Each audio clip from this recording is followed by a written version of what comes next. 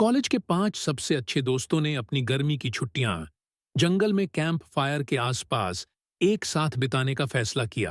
वे सभी सड़क यात्रा के लिए सहमत हो गए क्योंकि वे चाहते थे कि यह रोमांचकारी हो। वे सभी सुबह सुबह अपनी महिंद्रा थार में निकल पड़े क्योंकि मंजिल बहुत दूर थी। ये सभी अपनी छुट्टियों के लिए काफी उत्साहित नजर आ रहे हैं। वे अक्सर आराम करने के लिए ब्रेक लेते हैं क्योंकि मंजिल बहुत दूर थी। वे अपनी साहसिक यात्रा जारी रखने से पहले ड्राइवर भी बदलते हैं और यादें कैद करने के लिए तस्वीरें भी लेते हैं।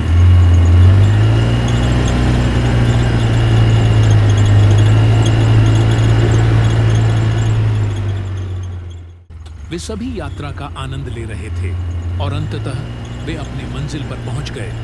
लेकिन अब पहले से ही अंधेरा हो रहा था क्योंकि यह बहुत दूर थी।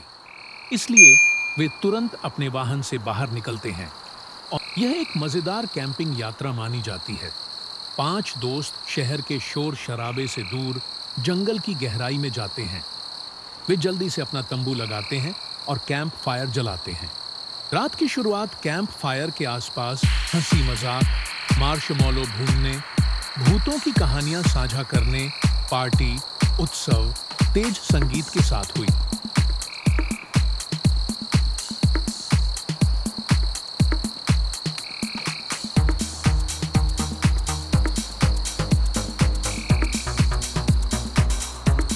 वे सभी अविश्वसनीय रूप से प्रसन्न थे और प्रत्येक पल का आनंद ले रहे थे।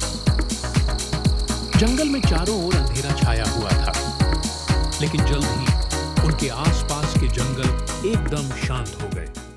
झींगुरों और पत्तों की सरसराहट की सामान्य आवाजें गायब हो गईं। जैसे ही आग भड़की, उन्होंने एक हल्की सी फुसफुसाहट सुनी।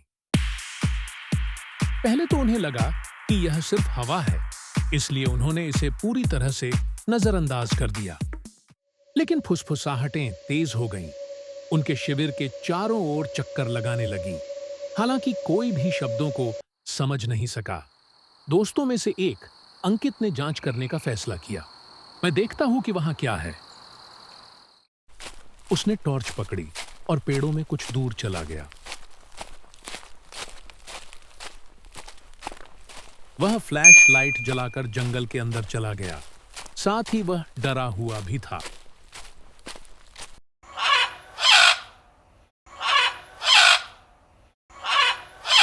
अचानक उसे ऐसा महसूस हुआ जैसे कोई काली छाया अभी अभी उसकी पास से गुजरी हो, और अगली ही पल में अंकित गिर जाता है और जंगल में और अधिक गहराई तक घसीटा जाता है। वह मदद के लिए चिल्ला रहा था। वहीं उसके दोस्त इतने डरे हुए थे कि उनसे एक शब्द भी नहीं बोला जा रहा था। कुछ क्षण बाद उसकी चीख रात में गूंज गई और उसकी टॉर्च की रोशनी दूर तक टिमटिमाती हुई चली गई। वहां चारों ओर दहशत का माहौल फैल गया। अन्य दोस्तों ने उसे बुलाया, लेकिन केवल फुसफुसाहट ने ही जवाब दिया। अन्य दोस्तों ने सामान समेटने की होड़ में लग गए। तुरंत वहां से निकलने का फैसला किया। उन्होंने जो कुछ भी हो सकता था ले लिया और वहां से जल्दी से जल्दी जंगल छोड़ना चाहते थे। लेकिन जैसे ही वे उस रास्ते की ओर मुड़े जो उन्हें वापस सड़क पर ले जाता था, उन्होंने पाया कि यह अवरुद्ध हो गया था। ऐसे पेड़ जो पहले वहां नहीं थे। ऐसा लग रहा था मानो जंगल उनके चारों ओर बंद हो गया हो। उन सभी ने वहां से निकलने के लिए पेड़ को हटाने की कोशिश की, लेकिन ऐसा नहीं कर सके। तभी अंधेरे में से कोई कैंप की ओर भागता हुआ दिखाई देता है।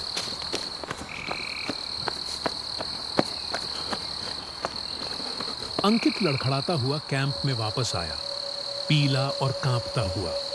उसके होंठ हिले, लेकिन वह केवल वही शब्द फुसफुसाए जो उन्होंने पहले सुने थे।